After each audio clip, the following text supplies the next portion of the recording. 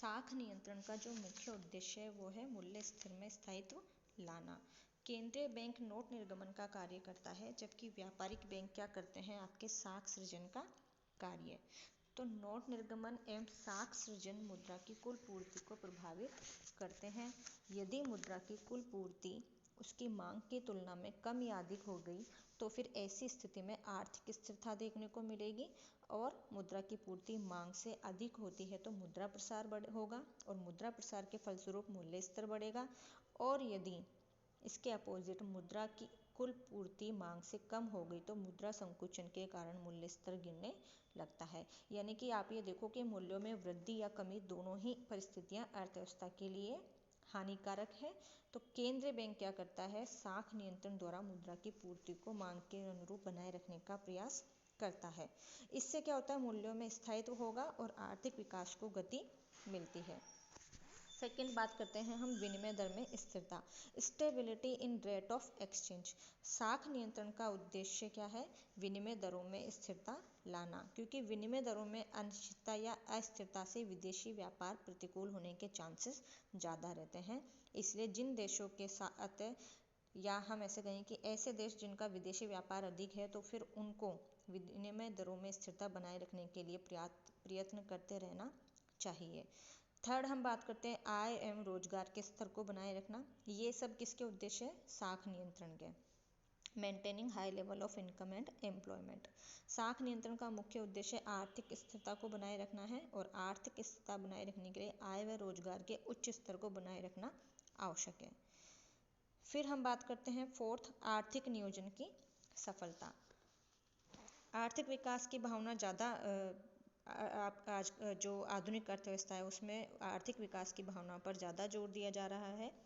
तो तीव्र आर्थिक विकास के लिए किसको अपनाया गया है, आर्थिक नियोजन को, इकोनॉमिक प्लानिंग को। तो ऐसे देशों की मौद्रिक एवं साख नीति का प्रमुख उद्देश्य आर्थिक विकास के लिए उचित दशाएं उत्पन्न करना है।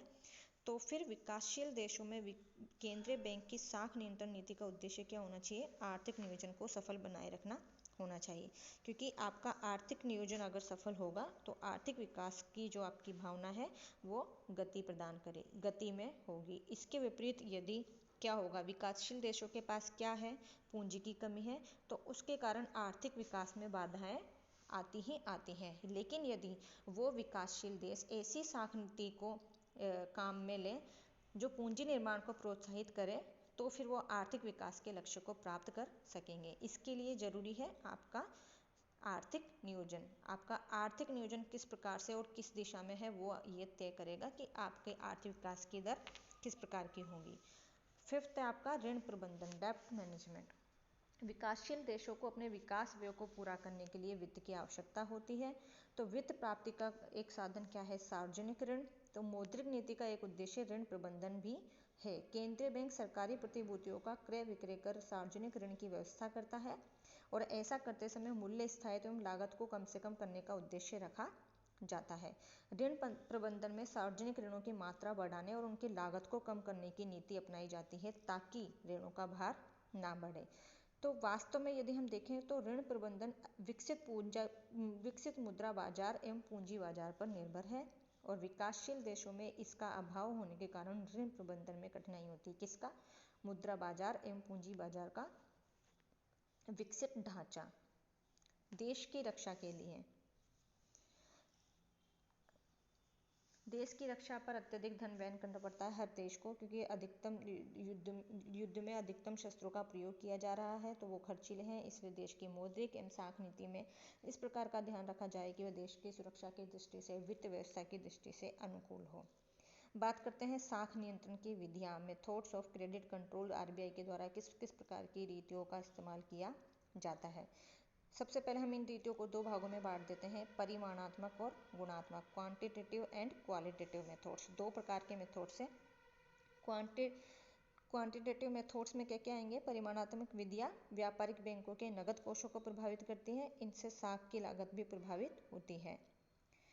इसमें उन रीतियों को शामिल किया जाता है जो साख की मात्रा एवं लागत पर प्रत्यक्ष प्रभाव डालती है, जबकि गुणात्मक में उन रीतियों को शामिल किया जाता है जो साख के प्रयोग एवं व्यवहार को नियंत्रित करती है। मीन्स एक में तो आपकी क्वांटिटेटिव मेथड है और दूसरा आपका क्वालिटेटिव है। क्वालिटेटिव में आपके प्रयोग और व्यवहार को दर्शाया जाएगा, जबकि परिमाणात्मक में मात्रा एवं लागत पर जोर दिया जाएगा। बात करते हैं फर्स्ट जो है वो है बैंक रेट। बैंक रेट से तात्पर्य क्या है कि ब्याज की उस न्यूनतम दर से है जिस दर पर देश का केंद्रीय बैंक वहाँ के व्यापारिक बैंकों को प्रथम श्रेणी के बिलों एवं स्वीकृत प्रतिभूतियों पर ऋण देने का कार्य करता है अथवा उन्हें पुनः भुनाने की सुविधा देते हैं। इसे केंद्रीय बैंक की बट्टा दर या कटौती दर भी कहते हैं। इसकी अब परिभाषाएं दी गई हैं। बैंक दर व बाजार दर में अंतर होता है। बाजार दर कौन सी होती है? वह दर जिस पर व्यापारिक गृह, बट्टा गृह तथा अन्य वित्तीय संस्थाएं स्वीकृत बिलों, हुंडियों, प्रथम श्रेणी की प्रतिभूतियों के आधार पर ऋण या अग्रिम देती है, जबकि बैंक दर केंद्रीय बैंक की पुनः बट्टा दर होती है। तो इन दोनों में घनिष्ठ संबंध है। यदि बैंक दर में वृद्धि होने से बाजार दर भी बढ़ेगी, जबकि बैंक दर में कमी होने पर बाजार दर भी कम होगी। बैंक दर मोस्टली बाजार दर से अधिक होगी क्योंकि केंद्रीय बैंक अंतिम ऋणदाता होगा। जब व्यापारिक बैंकों को अन्य स्रोतों से ऋण नहीं मिलेगा तो फिर वो किससे लेंगे? आरबीआई से। इसलिए आरबीआई की यह दर जो बैंक दर है यह बाजार दर से अधिक होगी। यदि व्यापारिक बैंकों को अधिक दर पर ऋण मिलेगा तो वो भी अपनी ब्याज दरें बढ़ा लेंगे। ये ऑटोमेटिकली आपको समझ में आ रहा होगा कि यदि बैंक जिस दर पर लोन लेंगे आरबीआई से उससे अधिक दर पर ही ये अपनी दरें बढ़ाएंगे, उससे अधिक ही रखेंगे अपनी ब्याज दरें। इससे ऋण लेना महंगा हो जाता है, फलस्वरूप पूंजी की मांग में कमी होने लगती है और विनियोग, उत्पादन, रोजगार पर भी विपरीत प्रभाव पड़ने लगता है। तो उत्पादन लागत भी बढ़ जाएगी, मूल्य भी कम हो जाएंगे, तो फिर मंदी की स्थिति हो जाएगी और उसके फलस्वरूप व्यापार, उद्योग धंधे बंद हो जाएंगे। और यदि बैंक दर में कमी की जाए तो ऋणों को प्रोत्साहन मिलेगा, विनियोग, उत्पादन, रोजगार आदि में वृद्धि होगी। तो बैंक दर में परिवर्तन से साख की मात्रा में परिवर्तन को बैंक दर का सिद्धांत भी कहते हैं। बैंक दर में वृद्धि के कारण क्या क्या हो सकते हैं? अन्य देशों द्वारा बैंक दर में वृद्धि कर दी गई हो, विनिमय दरों में सुधार के लिए जरूरी हो, यदि विदेशी विनिमय दर बैंक के देश के विपक्ष में है तो फिर केंद्रीय बैंक बैंक दर में वृद्धि कर देगा और जो हमारे देश की जो पूंजी है उसको विदेशों में जाने से रोक देगा। बैंक दर में वृद्धि से विदेशी पूंजी आकर्षित हो जाती है और विनिमय दर देश के पक्ष में हो जाती है। स्वर्ण कोष की रक्षा के लिए, सट्टे पर रोक के लिए, मुद्रा प्रसार पर नियंत्रण के लिए और इन कारणों से बैंक दर में वृद्धि की जाती है। अब बैंक दर में कमी करने के कारण क्या क्या हैं? आरबीआई ही तो बैंक दर को कंट्रोल कर रहा है, तो वो कम या ज़्यादा क्यों कर रहा है उसके कारण हम समझ रहे हैं। बैंक में वृद्धि के कारण हमने डिस्कस किए। अब हम बात कर रहे हैं बैंक दर में कमी के कारण। बैंक दर में कमी की जाएगी मुद्रा संकुचन की स्थिति में, ताकि ऋणों को प्रोत्साहन मिले, विनियोग और व्यापार और रोजगार को वृद्धि मिले। इसके अलावा विदेशी पूंजी के आयात को रोकने के लिए, मुद्रा की मांग में वृद्धि करने के लिए। अब बैंक दर में परिवर्तन के प्रभाव पड़ते हैं हम साख की मांग पर प्रभाव। बैंक दर साख की मांग को प्रभावित करती है। जब बैंक दर बढ़ा दी जाती है तो ऋण महंगे हो जाते हैं और साख की मांग में कमी हो जाती है, और अगर कम हो जाए बैंक दर तो साख की मांग बढ़ जाती है। मूल्य स्तर पर क्या प्रभाव होगा? बैंक दर में कमी है तो साख की मांग बढ़ गई, जिससे उत्पादन, विनियोग एवं रोजगार बढ़ गया तो लागत और मूल्य भी बढ़ जाएगा। यदि बैंक दर कम हो गई तो कम हो जाएगा। पूंजी प्रवाह पर क्या प्रभाव पड़ेगा कि बैंक दर में वृद्धि से क्या हुआ? बाजार में ब्याज दरें बढ़ गई और अधिक ब्याज के लालच में विदेशी पूंजी देश में आने लगी, और इसके अपोजिट हुआ तो स्वदेशी पूंजी का निर्यात होने लगेगा। विनिमय दर पर क्या प्रभाव पड़ेगा? इससे वृद्धि से भुगतान संतुलन की प्रतिकूलता दूर हो जाएगी, जिससे विनिमय दर देश के अनुकूल हो जाएगी। बैंक दर में वृद्धि से विदेशी पूंजी आएगी, साख की मांग घटने से मूल्य स्तर गिरेंगे, इससे निर्यात बढ़ेंगे और आयात कम होंगे और विनिमय दर अनुकूल हो जाएगी। और अगर बैंक दर कम हो गई है तो विनिमय दर देश के प्रतिकूल हो जाएगी। अब बैंक दर की सीमाएं। बैंक दर नीति की सफलता के लिए किन किन बातों को ध्यान में रखना चाहिए? अर्थव्यवस्था में लोचता, मीन्स इसमें परिवर्तन के साथ साथ उत्पादन, रोजगार, कीमत, व्यापार, मूल्य स्तर और बाजार दरों में भी परिवर्तन हो रहा हो। अगर इसमें परिवर्तन से इन सब में परिवर्तन नहीं हो रहा है तो फिर बैंक नीति बेकार है। ये बैंक दर की जो नीति आप अपना रहे हो ये बेकार है, चाहे आप कम कर रहे हो चाहे ज़्यादा कर रहे हो। ब्याज दरों में परिवर्तन, सिंपल सी बात है, बैंक दर में की सफलता के लिए यह आवश्यक है कि जब अगर बैंक दर में परिवर्तन हो रहा है तो ब्याज दर भी आपकी परिवर्तित हो रही हो, प्लस वो एक ही डायरेक्शन में हो रही हो। अगर बैंक दर बढ़ रही हो तो ब्याज दर भी बढ़े, बैंक दर कम हो रही हो तो ब्याज दर भी कम हो। विकसित मुद्रा बाजार, बैंक की सफलता के लिए यह आवश्यक है कि मुद्रा व बिल बाजार विकसित एवं संगठित हो। अब बैंक दर में महत्व में कमी के कारण क्या क्या है? अर्थव्यवस्था में लोचकता का अभाव है। जिस दर से बैंक दर जिस प्रकार से बैंक दर में उतार चढ़ाव आ रहे हैं उस तरीके से या उस प्रकार से अर्थव्यवस्था में लोचशीलता नहीं है, तो इस वजह से बैंक दर की प्रभावशीलता कम होती जा रही है। केंद्रीय बैंक पर निर्भरता में भी कमी आ रही है। इसके अलावा नगद साख एवं अधिविकर्ष का अधिक उपयोग हो रहा है। संपत्तियों की तरलता, व्यापारिक बैंक अपनी संपत्तियों को तरल रूप में रख रहे हैं, इसलिए उन्हें केंद्रीय बैंकों से ऋण लेने की अधिक आवश्यकता नहीं पड़ती है। इसके अलावा व्यापारिक बैंकों द्वारा जमाओं पर भी अधिक ब्याज दिया जाने लगा है। साख नियंत्रण की अन्य रीतियां भी अपनाई जाने लगी है, सो बैंक दर की नीति का महत्व घट गया है। तत्काल प्रभाव का अभाव है इसमें, और सुलभ मुद्रा नीति, विश्व के सभी देशों ने सुलभ मुद्रा नीति को अपनाया है। इस नीति में बैंक दर को नीचा रखा जाता है और यह नीति आजकल आर्थिक नीति का स्थायी आधार बन गई है। बैंक दर का अन्य ब्याज दरों से घनिष्ठ संबंध नहीं। इस सिद्धांत में यह मान लिया गया है कि बैंक दर अन्य ब्याज दरों को तत्काल प्रभावित करती है, किंतु विकासशील देशों में यह देखा गया है कि बैंक दर एवं बाजार दर में कोई घनिष्ठ संबंध ही नहीं है, इसलिए इसका प्रभाव भी कम हो गया है। नेक्स्ट हम बात करते हैं खुले बाजार की क्रियाएं, ओपन मार्केट ऑपरेशंस। खुले बाजार की क्रियाओं का मतलब क्या हुआ कि केंद्रीय बैंक की वे क्रियाएं जिनके अंतर्गत विभिन्न प्रकार की प्रतिभूतियों, विनिमय मूल्यों तथा ऋण पत्रों का क्रय विक्रय करके आरबीआई साख को नियंत्रित करने का कार्य करती है। संकुचित बाजार में खुले बाजार की क्रियाओं का आशय क्या होगा? सरकारी प्रतिभूतियों के क्रय विक्रय से है। जब बैंक दर की नीति असफल हो जाएगी तो उस स्थिति में या असफल हो जाती है तो उस स्थिति में खुले बाजार की क्रियाओं द्वारा साख नियंत्रण का कार्य आरबीआई द्वारा किया जाता है।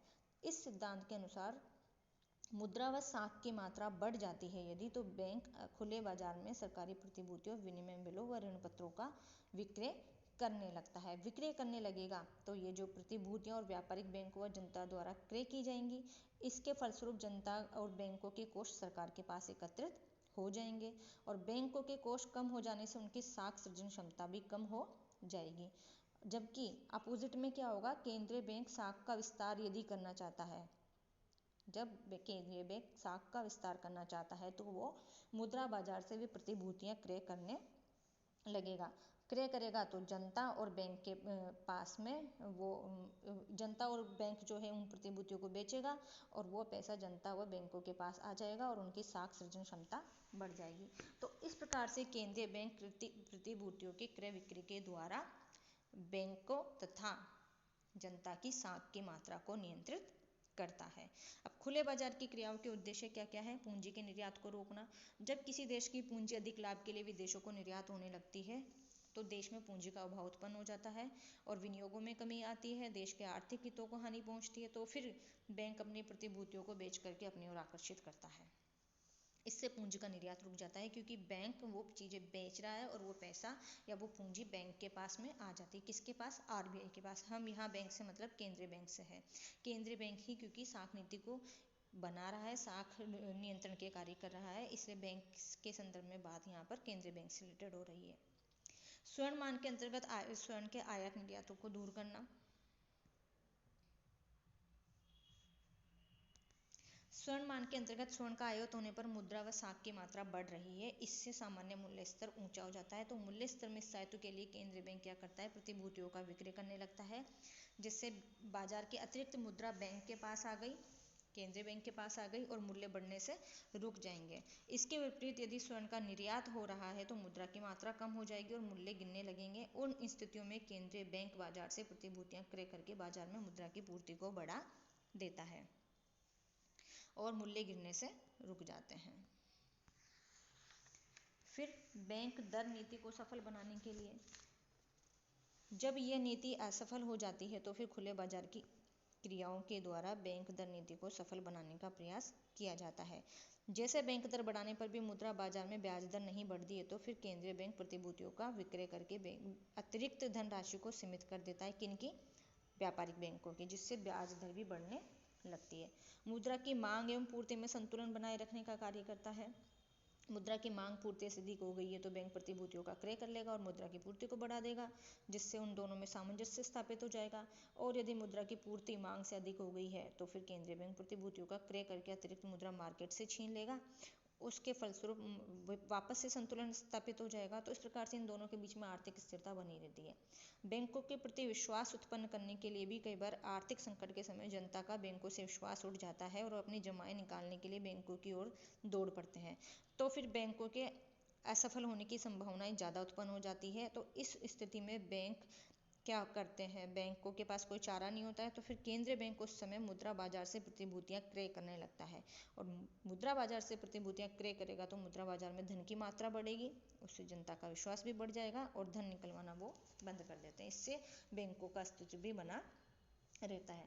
अब खुले बाजार की सीमाएं क्या क्या हैं? प्रतिभूतियों की मांग एवं पूर्ति होनी चाहिए, बैंकों के नगद कोषों पर प्रभाव, नगद कोषों के साख पर प्रभाव,